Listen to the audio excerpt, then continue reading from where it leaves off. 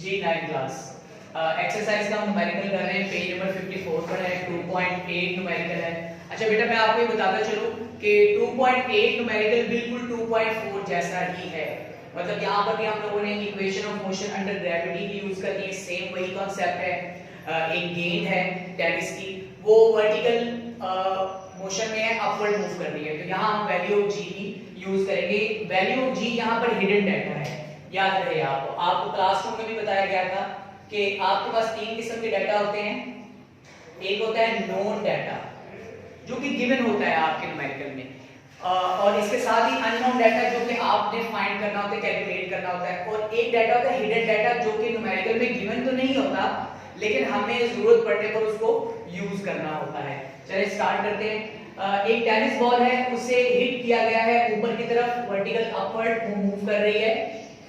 अब यहां से ये क्लियर हो जाता है कि जब बॉल अपवर्ड मोशन में है तो g की वैल्यू, ग्रेविटेशनल एक्सेलरेशन की वैल्यू नेगेटिव ली जाएगी। यहां पर आपने पहले ही शो कर देना और प्रॉपर्ली इसको लिखना भी है, because ball is moving against the gravity, लिहाजा g की वैल्यू हमने नेगेटिव ली है। चलिए आगे चलते हैं। अच्छा अब आगे ये बताया गया है it returns the ground after 6 second, यानी कि बॉल के ऊपर की तरफ जाने और वापस आने में जो टोटल फासला है, जो टोटल हाइट कवर हो रही है वो 6 सेकंड में बेटा कवर होती है। अच्छा फिर हमने इसको यहाँ कन्वर्ट करना है, हमने आगे फाइंड क्या करना है कि बॉल कितनी स्पीड से ऊपर की तरफ मूव करके यानी इनिशियल वेलोसिटी कैलकुलेट करनी है और बॉल कितनी हाइट तक ये पहुंची है। अच्छा फाइनल वेलोसिटी यहाँ 0 होगी, ये याद रहे। जैसे मैंने आपको 2.4 में भी एक बहुत ही इंटरेस्टिंग सिचुएशन समझाई थी। जब बॉल मैक्सिमम हाइट पर होगी तो ये यहाँ बहुत मामूली वक्फे के लिए रेस्ट कंडीशन में आ जाएगी। आपको याद होगा 2.4 एग्जांपल न्यूमेरिकल के अंदर मैंने आपको टॉम एंड जेरी की एक मिसाल दी थी। तो यहाँ पर भी फाइनल वेलोसिटी 0 होगी because the ball will be at rest for a while at maximum height. जितनी हाइट पर वो बॉल पहुंच जाएगी वहां पर ये बॉल रेस्ट कंडीशन में आ जाएगी। जी time to reach the ball at maximum height. अब हमने जो टाइम आगे न्यूमेरिकल में यूज करना है वो बेटा 6 सेकंड नहीं है, ये याद रहे। 6 सेकंड नहीं होगा, ये 3 सेकंड होगा। कैसे? क्योंकि बॉल को जाने और आने में टोटल 6 सेकंड लग रहे हैं, तो एक तरफ का जो फासला होगा वो 3 सेकंड होगा, यानी कि 3 सेकंड में बॉल ऊपर पहुंची और 3 सेकंड में बॉल वापस जमीन पर आ गई। तो यहां मैंने लिखा हुआ है time to reach the ball at maximum height, t equals to original time divided by 2। Original time क्या दिया गया था यहां पर 6 सेकंड्स, तो 6 को 2 पर डिवाइड कर दिया तो ये एक तरफ का फासला यानी कि बॉल के मैक्सिमम हाइट तक पहुंचने का जो है ना टाइम यहां पर हमने कैलकुलेट कर लिया। चलिए हमारे पास ये दोनों अननोन डाटा है, आपने प्रॉपर हेडिंग्स में लिखना है इसको। इनिशियल वेलोसिटी और मैक्सिमम हाइट हमने कैलकुलेट करनी है। इसको आप बेशक कंपैरिजन मेथड में भी कर सकते हैं, मैंने यहां कंपैरिजन में किया हुआ है। इनिशियल वेलोसिटी के लिए हमने इक्वेशन डिसाइड की है, first equation of motion under gravity. Why I am saying under gravity? क्योंकि बॉल वर्टिकल मोशन में है, ए की जगह पर हमने g लगा दिया, ठीक है, और यहां पर s की जगह पर h आ गया। फर्स्ट इक्वेशन मोशन लगाई, vf equals to vi plus gt। हमने vi फाइंड आउट करना है। gt इस तरफ प्लस का है, ये दूसरी तरफ जाकर माइनस का होगा। मैंने इक्वेशन भी अरेंज करके रखी है। vi equals to vf minus gt। vf as it is 0 क्योंकि बॉल रेस्ट कंडीशन पर थी, यहां पे लिखा हुआ है। अच्छा minus as it is g की जगह लगेगा -10। बेटा आपने क्या करना है, आपने अपने डाटा में से देख कर यहां पर वैल्यूज पुट करनी है।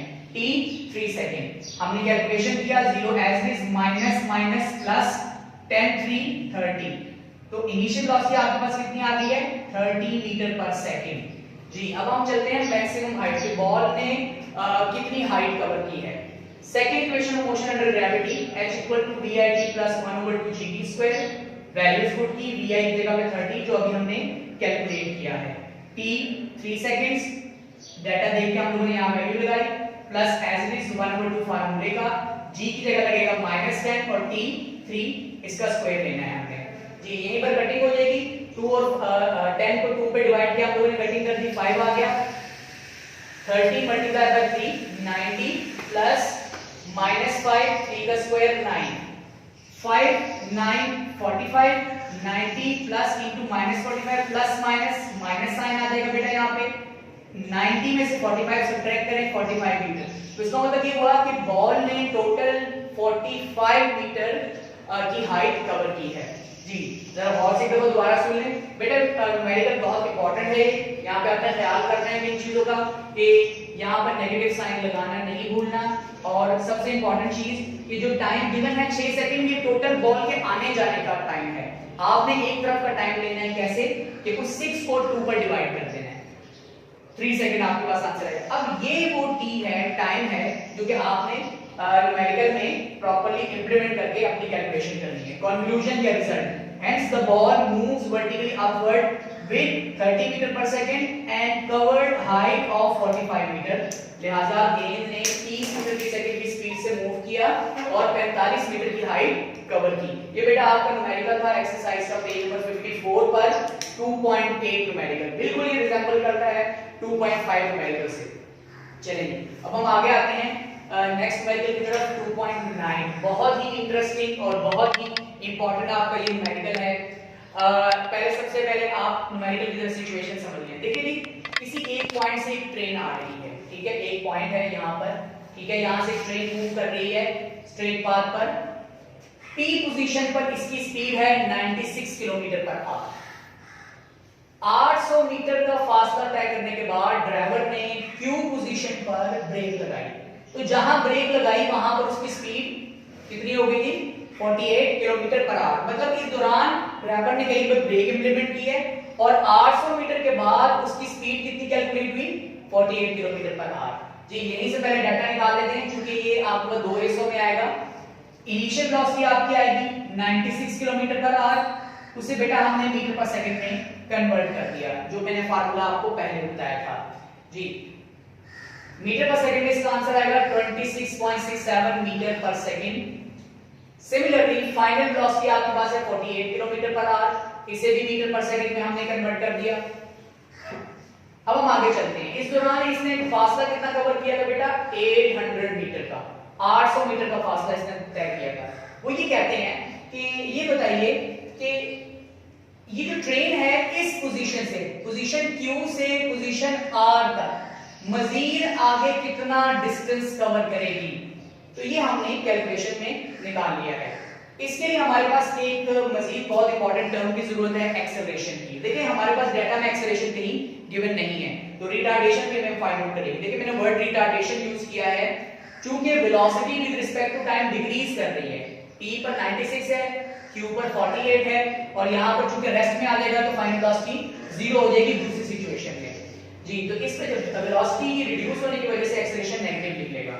चलिए हम इसकी कैलकुलेशन स्टार्ट करते हैं। अब हमने third equation of motion suitable समझकर इसको यहाँ इंप्लीमेंट किया। यहां से पहले एक्सेलरेशन फाइंड आउट करना है बेटा। 2s एक्सेलरेशन का मल्टीप्लाई और दूसरी तरफ डिवाइड हो गया। Acceleration equals to v² minus v² divide by 2s। फिर देखें आप 2as equal to v² minus vi²। 2s equal की लेफ्ट साइड पर मल्टीप्लाई हो रहा है, दूसरी तरफ डिवाइड हो जाएगा ताकि एक्सेलरेशन अकेली बच जाए। और फिर हमने इसमें वैल्यूज लगा दी ऊपर से देखते। फाइनल वेलोसिटी 13.33 मीटर पर सेकंड, इसका स्क्वायर लेना है। अक्सर स्टूडेंट भूल जाते हैं स्क्वायर लेना, प्लीज आप याद रखिएगा इसको। ये minus sign as it is vi 26.67 meter पर सेकंड, इसका भी स्क्वायर लेना है, divided by 2s। 2 as it is s, ऊपर से देखिए 800 मीटर बेटा हमने वैल्यूज पुट कर दिए। तो ये वाला जो स्टेज है इसे हम कहते हैं वैल्यूज पुटिंग। जी इसके बाद अब हमने इसका स्क्वायर लिया, इसका भी स्क्वायर लिया और नीचे से भी इसकी मल्टीप्लिकेशन की। 13.33 का स्क्वायर लिया 177.69 आता है बेटा। Minus sign as it is 26.67 का स्क्वायर लिया 712.29 वैल्यूज पुट कर दी। 2 multiply by 800 1600 as it is आ गया। इन दोनों का डिफरेंस लिया 177.69 में से 711.29 को सब्ट्रैक्ट किया, माइनस का 533.6 और इसे 1600 पर डिवाइड कर दिया। जो बेटा डिवाइड करने के बाद हमारे पास आंसर आता है एक्सेलरेशन का, वो आता है 0.33 मीटर पर सेकंड स्क्वायर। अगर आप गौर करें यहाँ पर नेगेटिव साइन आपको नजर आ रहा होगा। इस नेगेटिव साइन का क्या मतलब है? ये रिटार्डेशन है। वेलोसिटी रिड्यूस होने की वजह से एक्सेलरेशन की वैल्यू नेगेटिव आ रही है यहाँ पे। चलिए हम आगे चलते हैं। अब आप ये देखें कि यहाँ पर आपके पास एक और हिस्सा आ जाएगा जिसमें हम QR का जिक्र करेंगे। देखिए QR में क्या सिचुएशन है, Q पॉइंट पर स्पीड है 48 किलोमीटर पर आवर और R पर स्पीड होगी 0, क्योंकि उसने कहा है कि ट्रेन जो है वो रेस्ट कंडीशन में आ रही है, तो इसलिए फाइनल वेलोसिटी हम यहां 0 लेंगे। अब ये याद रहे कि QR रीजन में सिचुएशन बिल्कुल चेंज हो जाएगी बेटे। यहां पर ये कहलाएगी इनिशियल वेलोसिटी और ये कहलाएगी फाइनल वेलोसिटी, ठीक है जी। अच्छा, अब यहां पर हमें एक नया डाटा लगाना है जो मैंने यहां नहीं लिखा, लेकिन एक्स्ट्रा मैं यहां कर रहा हूं, आप जरा गौर से देखिएगा जी। इनिशियल वेलोसिटी 48 किलोमीटर पर आवर और ये आपके पास आ जाता है 13.33 मीटर पर सेकेंड और फाइनल वेलोसिटी बेटा आपके पास बन जाती है 0 मीटर पर सेकेंड, क्योंकि ट्रेन रेस्ट कंडीशन में, याद रहे कि हर ऑब्जेक्ट जो रेस्ट कंडीशन में होगा उसकी स्पीड वेलोसिटी 0 होती है, क्योंकि वो डिस्टेंस डिस्प्लेसमेंट कवर नहीं कर रहा। तो R पोजीशन पर ट्रेन रेस्ट कंडीशन में रुक गई है आगे। अच्छा, इसके बाद एक्सेलरेशन, ये नया डाटा है QR रीजन के लिए। एक्सेलरेशन जो हमने पहले कैलकुलेट कर ली थी -0.333 मीटर पर सेकंड स्क्वायर जी। अब हम चलते हैं कि यहां से हमने इस डाटा को यूज करते हुए हमने डिस्टेंस बेटा फाइंड आउट करना है कि Q से R के दौरान इसने टोटल ओवरऑल कितना फासला तय किया था। दोबारा हम थर्ड इक्वेशन ऑफ मोशन की तरफ जाएंगे। थर्ड इक्वेशन ऑफ मोशन की इंप्लीमेंटेशन इस वजह से है क्योंकि आपके पास फर्स्ट इक्वेशन ऑफ मोशन के लिए फाइनल वेलोसिटी और सेकंड इक्वेशन ऑफ मोशन में जो आपके पास टाइम है उसकी मौजूदगी है। तो यहाँ पर अभी हमारे पास ऐसी सिचुएशन नहीं है, टाइम नहीं है हमारे पास डाटा में कहीं पर टाइम मौजूद नहीं है बच्चे। अच्छा, third equation of motion use की, जैसे हमने पहले कैलकुलेशन की थी, अब हमने s को अकेला बचाना है इक्वल के तरफ। 2a इधर मल्टीप्लाई होगा, दूसरी तरफ डिवाइड हो जाएगा। s = bx² - bi² divide by 2a जी। वैल्यूज पुट की हमने, फाइनल वेलोसिटी अब यहां से डाटा लेते हैं। फाइनल वेलोसिटी 0 इसका square minus initial velocity 13.33 meter पर सेकंड इसका square divided by 2a, 2 as it is, a की जगह पर -0.33। बेटा ये वैल्यूज पुटिंग हुई है इस स्टेप में वैल्यूज पुटिंग की है हमने यहां से डाटा देख के जी। इसकी कैलकुलेशन की हमने 13.33 का स्क्वायर लिया, पहले भी हमने लिया था 177.69 डिवाइडेड बाय, इनको मल्टीप्लाई किया माइनस का 0.666 जी। 177.69 को 0.666 पर डिवाइड करें 266.8 मीटर बेटा आंसर आता है, नियरली इक्वल 267 मीटर, क्योंकि आपकी टेक्स्ट बुक में आंसर है। अच्छा बेटा, यहाँ पर एक चीज याद रहे कि यहाँ पर सिचुएशंस दो हैं। एक सिचुएशन है PQ, उसके लिए हम लोगों ने एक्सेलरेशन फाइंड आउट कर ली उसको इस्तेमाल करते हुए। फिर आगे वो ये कहता है कि गाड़ी रेस्ट कंडीशन में आने तक कितना फासला मजीद तय करेगी, तो वो हम लोग उसके लिए हमारे पास सिचुएशन बेटा बिल्कुल चेंज हो जाएगी।